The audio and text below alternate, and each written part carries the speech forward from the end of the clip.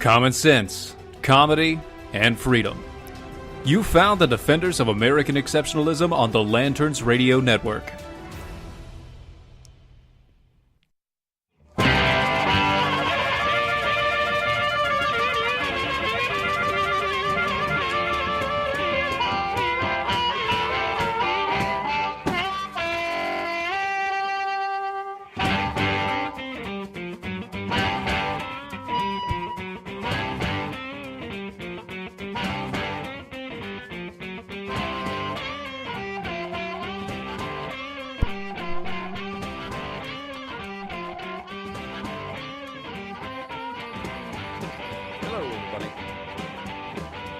Happy Wednesday. You're listening to Defenders of American Exceptionalism. You're live. There we are.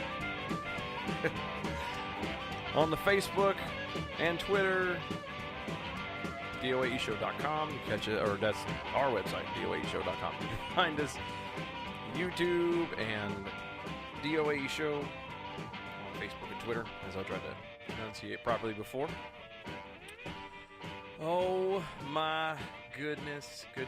As y'all could tell by the somewhat cluster, it is just me. Again, Steven is out until Saturday. At least that's what he says. We'll see. So anyway,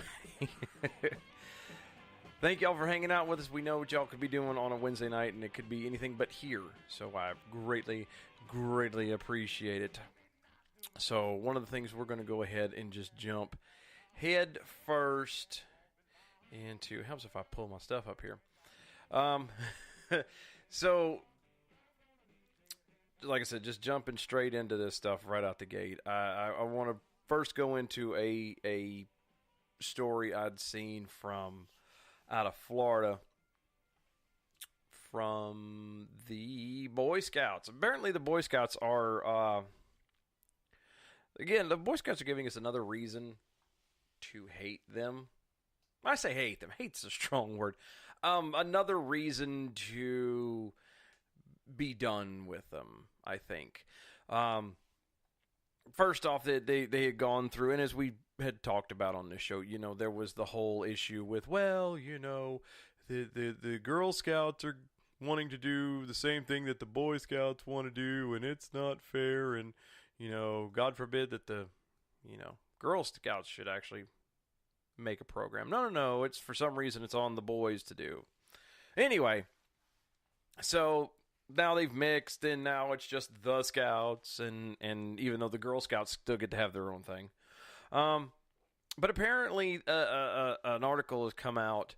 The headline is the Boy Scout let me start it this way. Boy Scouts are having a jamboree, which I've never understood what that means. But they're having a jamboree in West Virginia, July 22nd through August 2nd in 2019. And this is basically a world thing where it's the Boy Scouts of America, of Canada, of Mexico, basically.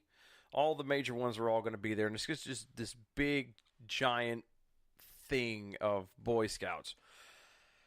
Well, a new guideline has now been put out that requires that the host organizations, in this case, the former Boy Scouts of America, now Scouts BSA, are to have, or these guys are required to have condoms at this jamboree. Yeah, condoms. The guideline states, quote, to ensure that condoms are readily and easily accessible for all participants and staff at a number of locations on site. Heads of contingent must be informed in advance and made aware of the responsibilities in communicating this policy to their participants, unit leaders, contingent staff, and the IST in an appropriate way. end quote. I'm confused as to what exactly is an appropriate way to tell a bunch of young children, oh, by the way, if you guys are interested or care to have any, condoms are available. We're out here to celebrate what the Scouts do and what they teach children. All the wonderful traits. We're going to tie knots. We're going to build canoes. We're going to do all these fun things. We're going to build a fire. We're going to do all of this stuff. Oh, and by the way, here's some condoms. Enjoy. Yeah. Stunningly, the World Jamboree Guideline 7.3 also has exceptions, air quotes, allowances and instructions on the consumption of alcohol in confined areas at the 12-day camping event. Now, again, I'm sorry, but I thought Boy Scouts, when I think Boy Scouts, I never was, so I apologize.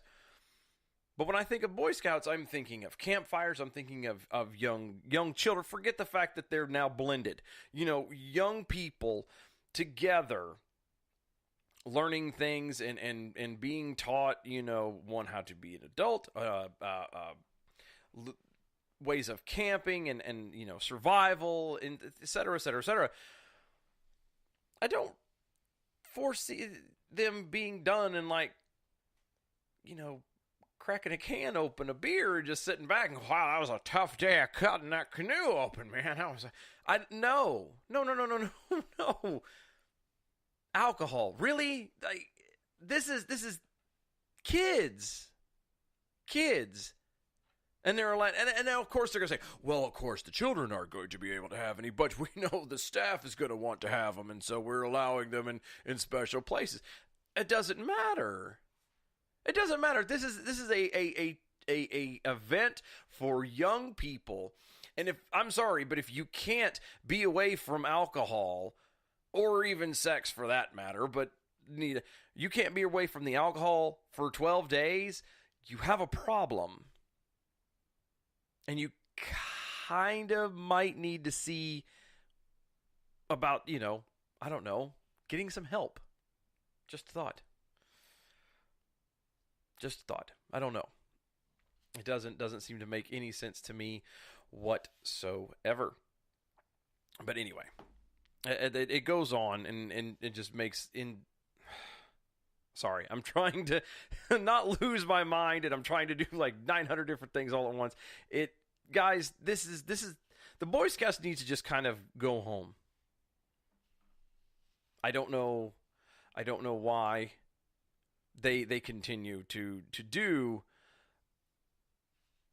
what they're doing, making the issues that they make and the things that they try to do. It doesn't make any sense to me whatsoever. You're supposed to be helping these kids. That's what I thought this was supposed to be.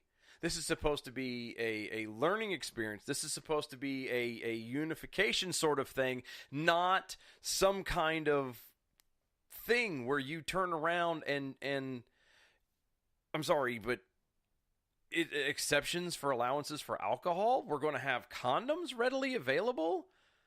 You're allowing homosexuality into this thing. You're allowing transgenderism to be in this thing. Where's the standard? Where is the standard? I don't understand. There was a point where we used to have said standards. We used to have, and now they're gone. Now they don't exist. We are so worried about hurting someone's feelings that we have to just let everything slide. And I'm sorry, but tolerance is going to be the death of us. Period. Reading on, the 2019 World Jamboree will be hosted by the three national scout organizations, Scouts of Canada, the Asociación de Scouts de Mexico, and the Boy Scouts of America, now Scouts BSA. The theme of the 24th Jamboree will be Unlock a New World. Well, not for nothing, when you're passing out condoms and having alcohol, I'm pretty sure that's going to be a new world all on its own. And the promotional materials claim the event will be a, quote, a celebration of cultural exchange, mutual understanding, peace, and friendship, end quote. I'm sure it is. This announcement comes on the heels of the BSA changing its membership policy earlier this month to allow girls to fully participate in local Boy Scout troop programs, and their official name change to remove the word boy to transform it into the new genderless Scouts BSA. It's just so dumb. This is so dumb. The change to allow girls into the BSA provoked a blistering response from the National Girl Scouts of America organization last year when they issued the following statement, quote, the Boy Scouts house is on fire. Instead of addressing systemic issues of continuing sexual assault, financial mismanagement, and deficient programming, the BSA's senior management wants to add an accelerant to the house fire by recruiting girls, end quote. Which is literally, hey, we're not doing this right, so we're going to turn around and complain and whine and just say how unfair it is that you're actually at least attempting something. You might be right that you know, the mismanagement and the money and all that jazz, it might be being done wrong, but at least somebody's trying to do something, albeit a little bit, I don't know, I wouldn't do it that way. Let's just put it that way. I wouldn't do it that way at all. I don't. And by the way, going back to the condom policy, it's a mandatory policy. Like, this is mandatory that they have to have them there. That's the weird thing about it. You know, the Florida Family Policy Council President John Stemberger, who also serves as a chairman of the board of the Christian Scouting movement Trail Life USA, issued the following statement, quote, in light of the mandatory condom policy, it is not clear how far down the rabbit hole the Boy Scouts will continue to fall. Well, alcohol and condoms, I think we're going pretty much all the way at this point. With the addition of condoms and alcohol, the World Jamboree is starting to sound more like 1960s Woodstock Festival rather than a campout that parents would want to send their children to. All of this should be deeply disturbing to the churches that are chartering the Boy Scout troops. These policies represent a clear youth protection problem that the BSA absolutely refuses to recognize. The fact that they are requiring that condoms be, quote, readily accessible, end quote, and are communicating this to everyone, including youth participants, shows that the BSA is both anticipating and facilitating sexual conduct between minors at this event. These policies are both outrageous and completely irresponsible, end quote. And I couldn't agree more. Like I said earlier, this is supposed to be a camp out. This is supposed to be a spot where kids are working together, are learning life skills and all of this stuff. And you're going to allow, and not just allow, but you're going to facilitate and push alcohol and sexual, conduct. This is beyond irreprehensible. This is horrible. And I'm sorry, but I've never had a plan to have my kids go into Scouts at all, ever. This just solidifies it even more. Like, there isn't a snowball's chance in hell that my kids would ever be part of Scouts. A matter of fact, I would openly encourage and, try and find a way to discourage anybody from having their kids in Scouts. Just for this kind of stuff. They've completely lost their way. They're all about, now it's all a social experiment, and they're trying to make things better socially instead of actually bettering these kids. And I won't have anything to do with it. And it really just blows my ever loving mind. I don't know. I can't deal with it. Can't deal with it. And apparently they're saying issues with Facebook isn't working, so it's a good thing it's about break time. I'm going to go and figure out how to do this and run some commercials and whatnot. But yeah, just the whole thing with the Scouts, man, y'all need to just go away. Both of you, the Boy Scouts, Girl Scouts, shut down, go home. Nobody wants you. Nobody cares. We don't want it. We don't need it. Not today, Tater. Not today. Anyway, I'm going to take a break. I'm going to try and get this thing figured out. You're listening to Defenders of American Exceptionalism. Do not go anywhere. We will be right back.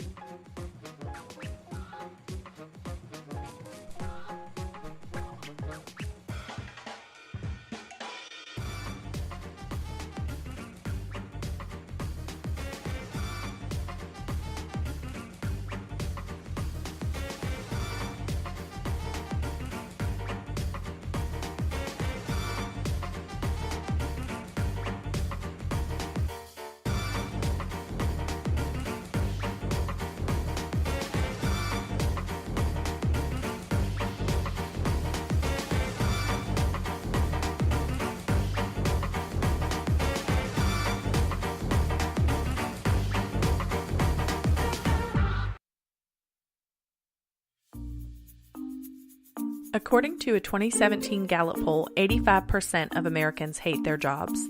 85%. And most of those people will continue to hate their jobs over something as simple as updating and formatting their resume. Let Nicole's resume renewal service help you gain a leg up in an already competitive job market. Please go to www.facebook.com/Nicole's resume renewal service and relieve yourself of the worry of an outdated resume. Use the promo code DEFENDERS and receive $10 off your order of a resume cover letter package. That's www.facebook.com/Nicole's resume renewal service. Don't be part of that 85%. Log on today at www.facebook.com/Nicole's resume renewal service and use the promo code DEFENDERS for $10 off. Do you need a car? Been shopping only to be turned down because of bad credit, low credit, no credit, bankruptcy, or divorce? Guess what? Today's your lucky day, because now you can buy a car, truck, or SUV, just about any vehicle. It's true. Bad credit doesn't matter. No credit doesn't matter. Bankruptcy or divorce, it just doesn't matter. As a matter of fact, your job is your ticket to your new vehicle. We're Auto Credit Express, and we've helped thousands of people just like you. Antonio H. told us, great company, got me connected, and the day I went in, I drove off in the car I wanted. 100% worth your time. Need a car? Get started now and drive off as early as today. Just go to 17ignoremyscore.com right now. That's www.17ignoremyscore.com. Auto financing the easy way. 17ignoremyscore.com. Get started today. Auto financing the easy way.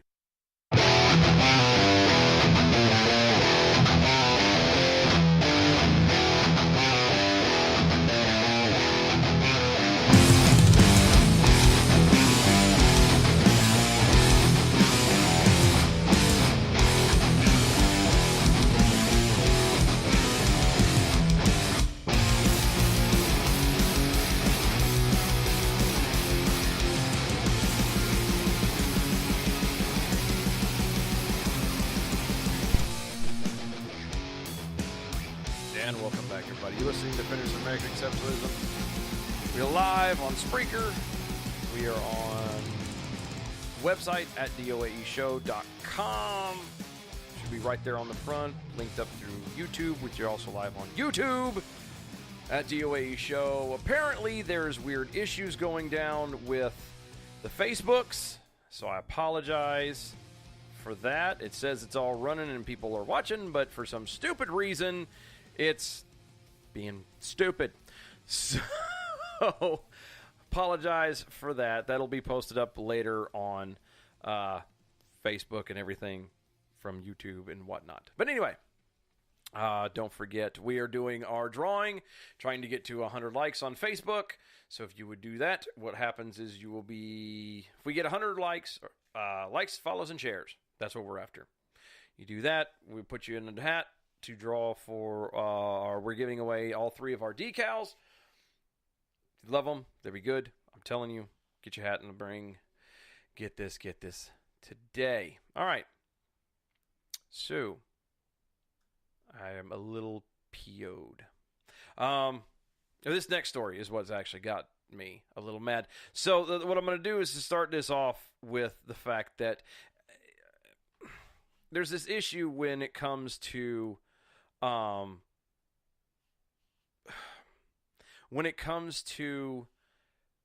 abortion. Okay, apparently abortion to a lot of people and in a lot of situations there's I'm going to say this, I almost messed it up. Okay, majority of the people are I would argue, especially if they really understood abortion, would be completely against it. Okay, but let's just play the game. And for the one people who want to play pro-choice and who want to say, well, a woman can make up their own mind, I won't do it, but someone else can, blah, blah, blah, blah, blah. They usually try to keep it under, I think it's the 20-week mark or something like that. It basically where once it, looks like a kid and can live outside of the womb, that's when they say, okay, well, you can't kill it because then it's actually a baby then. I would argue that it was a baby at conception the moment that the egg was fertilized. The spark of life happened. Ta-da! Anyway. So the thing is, we have this discussion. People have these arguments and whatnot about, when is the okay time if you're going to do an abortion. But normally, and again, in the argument of the people who are pro-choice, once it kind of becomes a baby, or once it can't live outside of the womb, up to that point, you can go ahead and do what you want to. Well, there's a doctor who is charged and is to be sentenced, or was sentenced, 20 years for killing his unborn child through a pill. From ABC, a doctor who slipped an abortion pill into his pregnant girlfriend's tea was sentenced to 20 years in prison Friday. 20 years for basically aborting his kid. Now, there's a lot of fails to this story. A lot of them. Just in that first paragraph. A lot of it is a fail. Starting with the fact that he was actually sentenced. In this day and age, let's be completely honest. When you have people who are active, I mean, let's just take it to the plain level of, you have Planned Parenthood, who is actively receiving billions upon billions of dollars from the government strictly for this purpose of getting rid of killing unwanted babies. And here this guy who slips a pill into his girlfriend's drink. She's only 17 weeks. Causes her to have a miscarriage and lose the child. He gets charged and sentenced to 20 years. There's no consistency there. How is it okay for Planned Parenthood to do this, but not this guy? Anyway, continuing on with the story, Brooke Fisk, I'm assuming that's how you spell her name, was dating Sikander See, if Stephen was here, he would be like, I'm sorry, what? Sikander Imran. There you go. Who's a doctor in Arlington, Virginia, slipped a drug into her tea that he knew would have caused her to have a miscarriage, according to an ABC or Washington ABC affiliate. Fisk was 17 weeks pregnant when she went to visit him and basically to discuss raising the kid. That's when he slipped the pill into her tea, which caused her to go into a premature labor. Hours later, she was rushed to the hospital, but the infant didn't survive.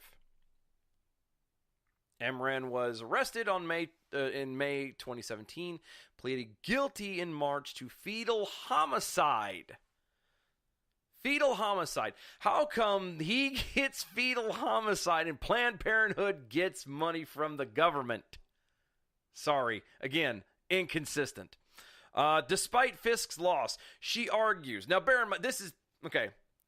I read this earlier, and I had to read it 3 more times to make sure I got what it was. Despite Fisk's loss, she argued against a stiff penalty for Imran. The doctor, who lost his license following his arrest, faced a minimum of 5 years and a maximum of 40 years in prison for felony, according to Virginia state law. Now, here's where it gets a little weird. Quote, "To me, the length of time that he serves in prison isn't what's important," Fisk told WJLA. "I think that it's really important for people to know that if they're dealing with depression, before they do something, they should reach out and get help." End quote. Basically, she's making this into a non-issue. It's... He has depression. He didn't know what he was doing. It's this, no. Making excuses for this. I'm sorry, but you just killed my kid. I mean, I can understand be forgiving and everything else. But to just brush it under the he has depression, and so you need to reach out and get help unless you do, so you don't do something crazy. No. Sorry, that's a load of crap, and we all know it.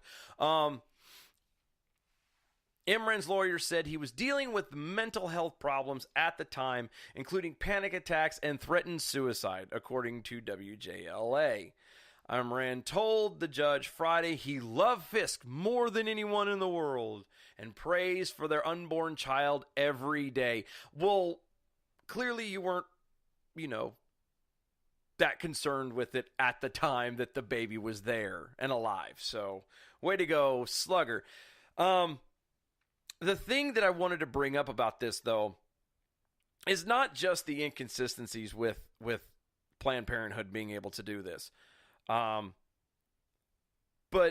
again, to just show the picture of it's okay for a woman to be pregnant in a relationship with men. Now, bear in mind, they're not married. Okay? They're not married. If the roles were reversed, if she decided that she wanted to abort that child, she didn't want to have the pressure, her career was more important, she wanted to travel, blah, blah, blah, blah, blah, blah, blah, blah, then she could literally go and abort the child, and the father has zero say. Now, the shoe's on the other foot in this case. Now, he has decided, I do not want this kid. I'm not going to go through this. I don't want the responsibility. And he aborts the child for all intents and purposes. So the question then becomes is, why is the one okay and not the other? I mean, with all things being equal, it obviously is not right for him to have done what he did.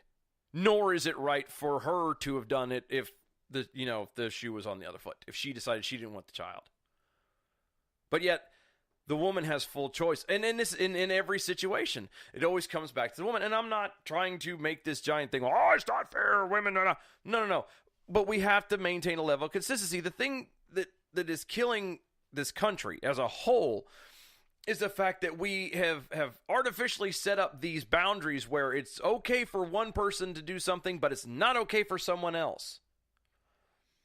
It's okay for a woman in a relationship to abort a child because she doesn't want to, and the husband, and the father, even the husbands in some cases, but the father has zero say in the situation. But God help you if the roles are reversed and the man doesn't want to and he slips her a pill and makes her go into have a miscarriage. That's the kind of stuff that causes division. That's the kind of stuff that causes the division to grow, the ones that's already there.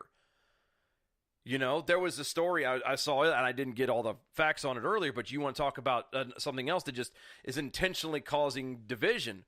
There was a rapper who, he was doing a concert, and I wish I had it all in front of me. He pulls this white girl up on stage to sing or rap one of his songs. But then when it came time lyrically to say the N-word, he says it and it's okay. The rest of the audience says it's no and it's okay. But when the white girl standing on stage with him says it, he literally stops the concert and basically, tells her that she has to censor herself. And she's like, I'm sorry. I just, that's how I just say it the way you wrote it. And everybody got mad and lost their junk and just, and it was intentional.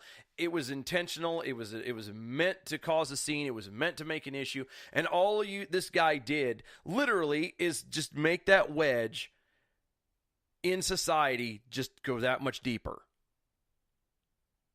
And we've got to stop this. We have to stop saying, I'm going to one-up you. I'm going to be, do this over you because I'm going to, I'm going to hit you harder below the belt.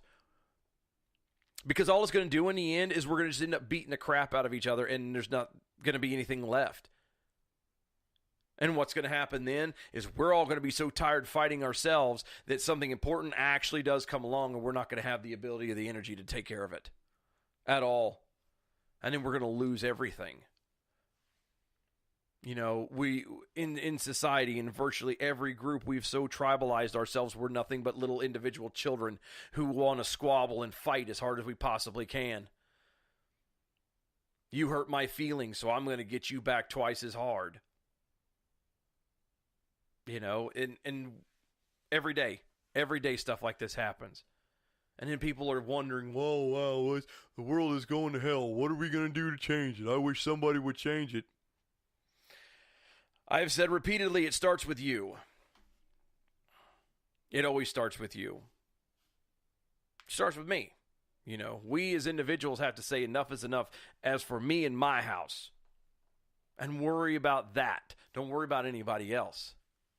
Stop worrying about consistencies and everything else of these people. I'm going to go on with the story real fast. It says, quote, "What matters is that people hear the story and realize that either they need to help themselves and they're going to reach out and get it before something awful happens, or they realize that whatever weight, whatever tragedy, whatever pain they're carrying, there is a way to get through it," Fisk said. That's how she ended it with.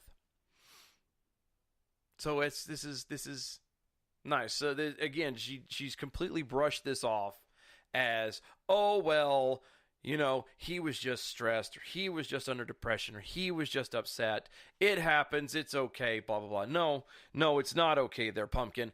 A child is now dead because of this guy. And I'm not saying, you know, you don't forgive him and everything else, but you don't brush it off under the rug either. I mean, it's still a life. And we've got to get to a point where we start treating life as something sacred again, because we don't. Let's be honest. We don't treat life with any form of appreciation whatsoever. You know, unless it fits our little bubble and our little group, life is not important on any level. You know, whether it's a guy trying to, you know, abort his unborn child through slipping the girl some stuff in her drink, to, you know, just treating each other like crap on a stage at a concert. We have to stop being hateful and spiteful and just trying to win. We're not supposed to win arguments. We're supposed to be resolving conflicts. And until we actually get that, you know, in our heads and start pulling through and doing that, we're never gonna get anywhere. It's just going to continue to just spiral further and further into left field, and I can't deal with that kind of stuff anymore. I can't, and I wish I could do more. I wish I could say more to it, but I'm not going to, because I'm going to. It just bothers me to no end that we continue to allow this to go on. Again, guys, it's on us. Only we can change it. I'm going to take another break. Don't go anywhere. Oops, wrong button. You're listening to Defenders of American Exceptionalism. I'm going to be right back. Don't go anywhere.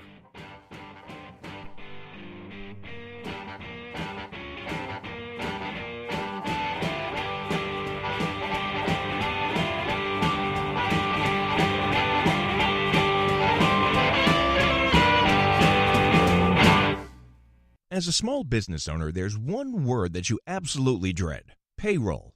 For small businesses, it's a big burden. You may think you're saving time and money doing it yourself. But come on, are you? Timesheets, processing checks, calculating taxes, a total waste of your time.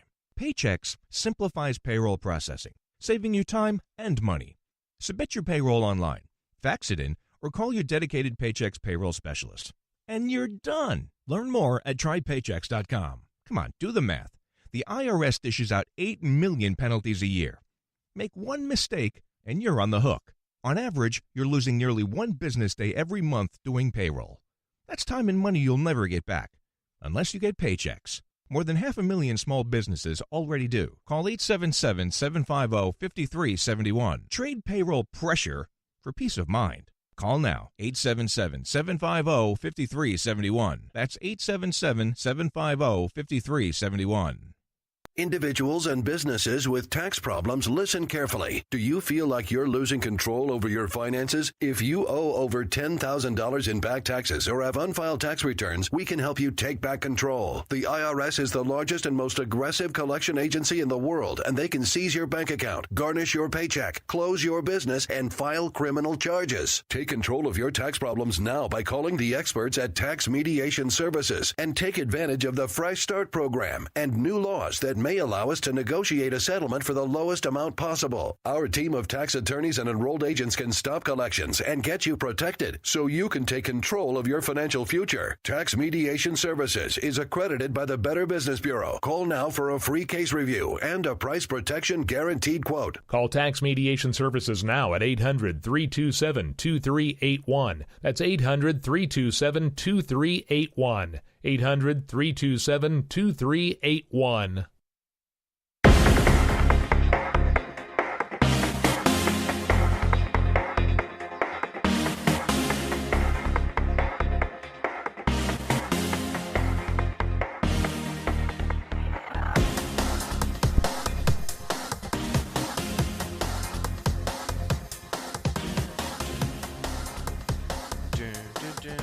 And welcome back, everybody. I don't know why, it's one of my favorite ones. It's one of my favorite songs. I love it so. Oh, thank you for hanging out. It is Wednesday night. Defenders of American Exceptionalism, live on Spreaker. Find this live also at DOAShow.com. Go to the Facebooks and the Twitters at DOAE Show on both of those. We are live on the Periscope. We are live on the Facebook.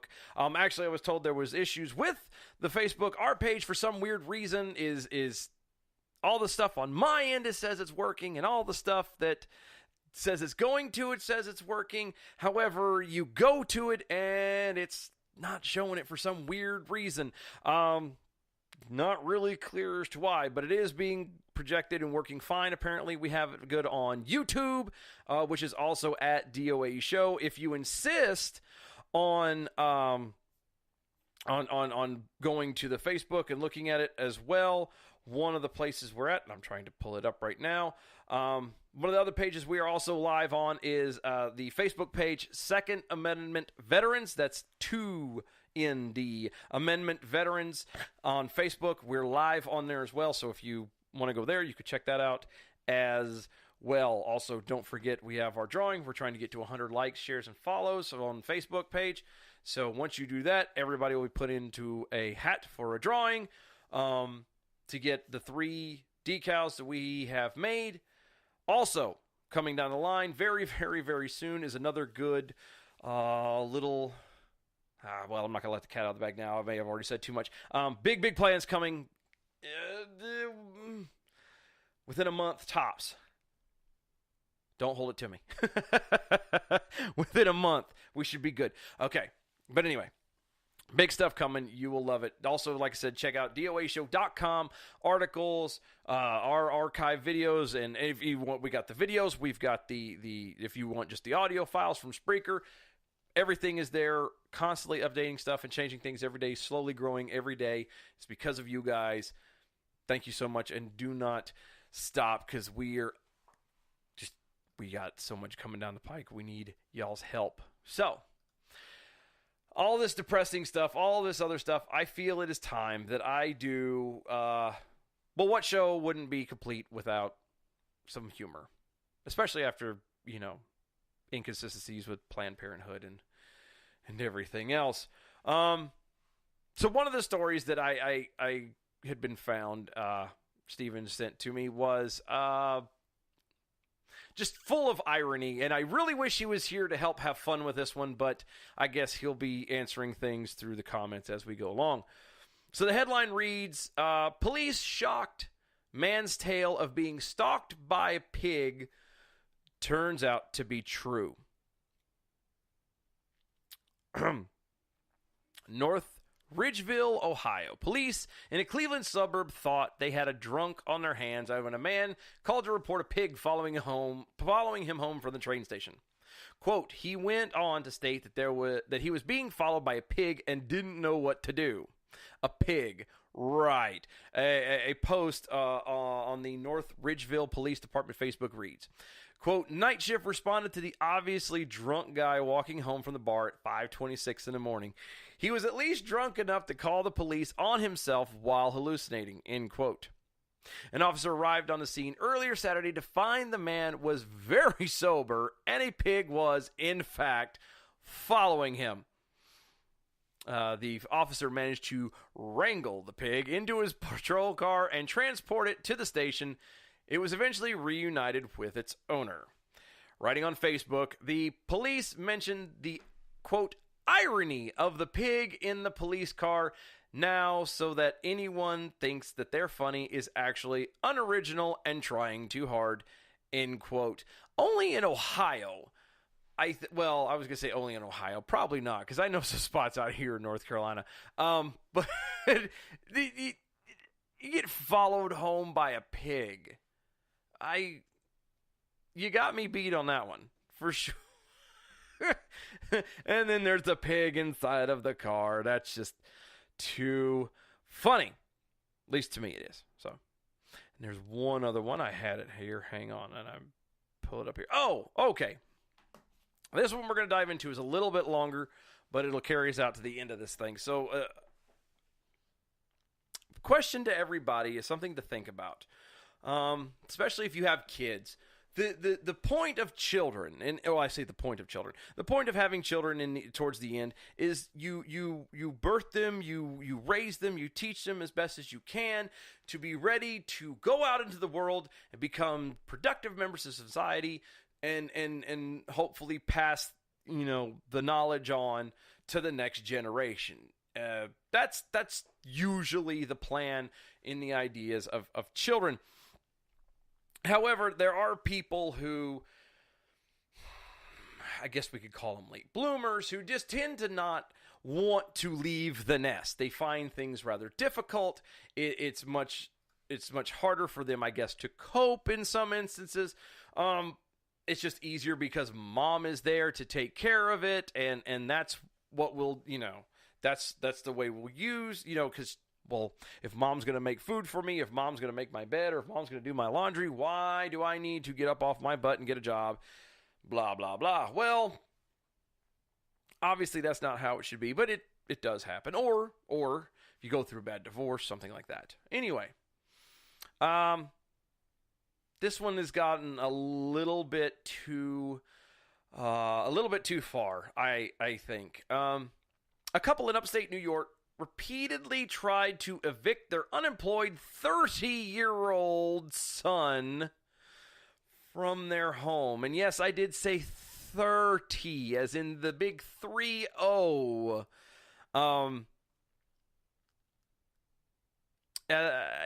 30 years old, and he's still living at home. All right. Okay. But far be it for me to pass too much judgment. Let's just read on. We'll see what happens. They tried to get evict the unemployed 30-year-old son from their home, but he would not budge, so they sued him.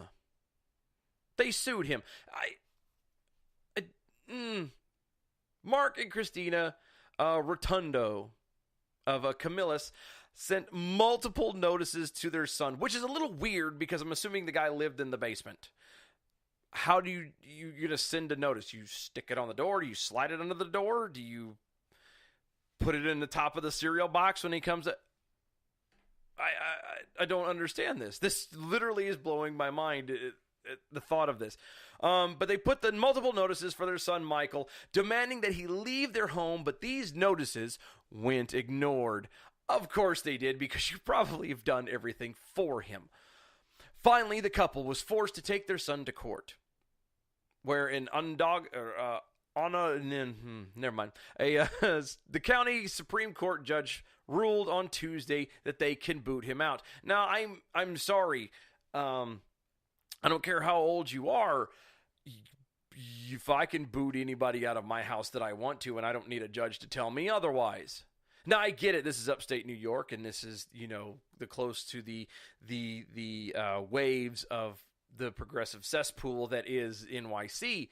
But still, you have to go to a judge to get permission to kick your 30-year-old son out. Not for nothing, but even with Obamacare and everything, you only have to keep them on the insurance until the age of 26.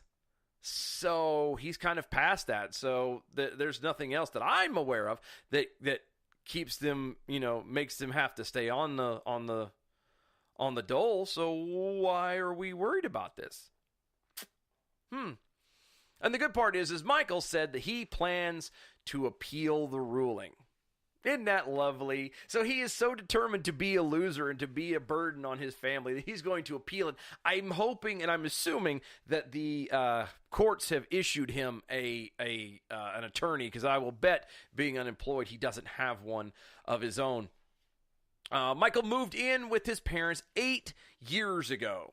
He also has a young son whom he lost custody of in September. Maybe because you live at home with mommy and daddy. I'm just spitballing here.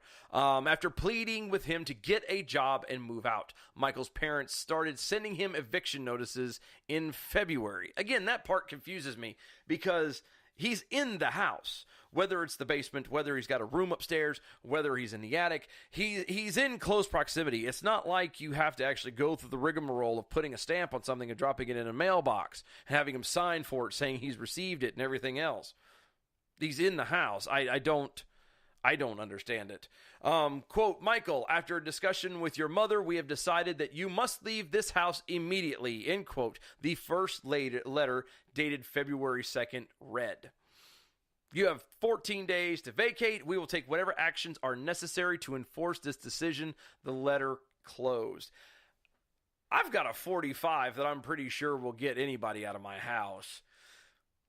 Just saying, Again, I know New York State, different bag of rules, but I've already told people that I have 3 sons, and to this day, even my wife will roll her eyes and she doesn't believe me. I'm being dead serious. When my sons graduate high school, and there's the big graduation parties after, the graduation and everything else. There's the big party and whatnot. After the graduation, I'm going to come home and I'm going to change the locks on the doors. They're going to come home from their party and they're going to find all of their stuff packed on the front porch with an envelope, about $500 into it, and the letter says, we love you. Here's a bus ticket to wherever you want to go and $500 to get started. God bless you. Call us when you get there. That's my plan for my kids. There's no hanging around. There's no you don't make it comfortable for them. Okay, birds do this. When they build their nest, they build it obviously out of twigs and stuff, and that's not very comfortable to lay on. So what they do is they pull down and they pull feathers out and they line the nest, and then it becomes soft and comfortable. The eggs hatch, the little babies pop out. Oh, look, now they're in the feathers. Oh, it's soft and comfy, and the little birdies are so happy, and yay. And then after a while, when it comes time to fly and for them to leave the nest, the birds won't leave their nest on their own. Why? Because the feathers are soft, the feathers are comfy, it's warm, mom's bringing me food. Why should I do anything? And so what happens is the mom and the dad both start to pull the feathers out of the nest, and they fall onto the ground. So then that way the twigs start to poke, and they start to jab, and they start to stick, and eventually it prompts the birds to go, this sucks, I don't want to be here anymore, I'm going to go do for me, and away they fly, and the rest is history. That's what we're supposed to be doing. But between social media and between the entitlement age that we've allowed these children to be in and the helicopter parents that a lot of people have become, these kids are not are not capable and taught the right way to be able to function in the world on their own. They have to be dependent on everything. They have to stay on their parents' insurance till 26. Mom has to be able to do everything. Dad has to do everything, to the point that you actually have to be taken to court to get out of the parents' house. And not for 1 second does this guy think, oh, well, I'm being a burden on my parents. I probably shouldn't do this, blah, blah, blah. No, he's that big of a douche. He's like, I don't care what goes on with them. I'm going to continue to stay. He obviously didn't go out those times. Later, the couple offered the millennial $1,100 to find a place to live. He took the money to pay some bills, but he never left. There are jobs available even for those with poor work history like you. Get one, you have to work. end quote, was a one of the letters also written. You have heretofore been our guest, and there is no lease or agreement that gives you the right to stay here without our consent, the letter said. Another one. They wrote a lot of letters. The couple even offered to fix their son's broken car that sits in their driveway. Basically, they kept writing letters, and he, I'm not going to do it, Mom. I'm not going to do it, Dad. I'm going to, and here's the thing that it gets me, too, by the way. So, again, they live in the same building, okay? They can't seem to get him to move out. They can't evict him out of their house. They had to go to court. How awkward do you think it was after court was over? Just the thought. It makes me kind of giggle. It's like, I see them both arriving in the same vehicle, going in and sitting opposite each other, having their little court dealing, and then, hey, can I get a ride back to the house? Okay, come on. And then they enable him to go home, and then they wonder why he is the way he is. It's so stupid. It's so stupid. Judge Donald Greenwood blasted Michael's demands for a 6-month notice to vacate his parents' modest home that he resides in a bedroom near the master. Oh, good, so he lives right next door to Mommy and Daddy. Michael, who represented himself in court, alleged his parents are breaking the law by trying to force him out since he's a family member, and claiming he's not a burden on his parents since they don't provide him food or laundry. But the judge didn't buy it and basically says you have to get out. It's just, and obviously the Michael that tells the judge that, this is outrageous. Outrageous is the fact that you're a 30-year-old man living next door to your parents and you're having to be sued to get out. So, last year, Michael sued Best Buy for firing him in 2015 when he refused to work on Saturdays. If that tells you anything of what this guy is like. If the fact that he has to be sued out of his own parents' house wasn't clue enough, the fact of the matter is that he had to be he's suing Best Buy because he wouldn't work on Saturdays. He's seeking $338,000 in the pending case. Good luck, Michael. Good luck. Let me know how that turns out there, pumpkin. Oh, stupid people. Stupid people, I tell you. Anyway, that's that. Guys, thank you so much for hanging out with us. I really, really appreciate it. It has been a blasty blast. Don't forget, Saturday, 9 p.m., we will be back here again live. Steven will be in the house. Things will flow much better, much more smoothly. Promise you that. Don't forget our drawing. 100 likes, follows, and shares. Onto the Facebook page, DOAE Show. Get you everybody in the drawing for the decals. Get in there as soon as you possibly can. Go to DOAEshow.com. Check out all the articles, videos, archives, everything that's there. Good stuff coming down the line. Guys, thank you so much. We will see y'all Saturday night, 9 p.m. Take care now. Bye-bye.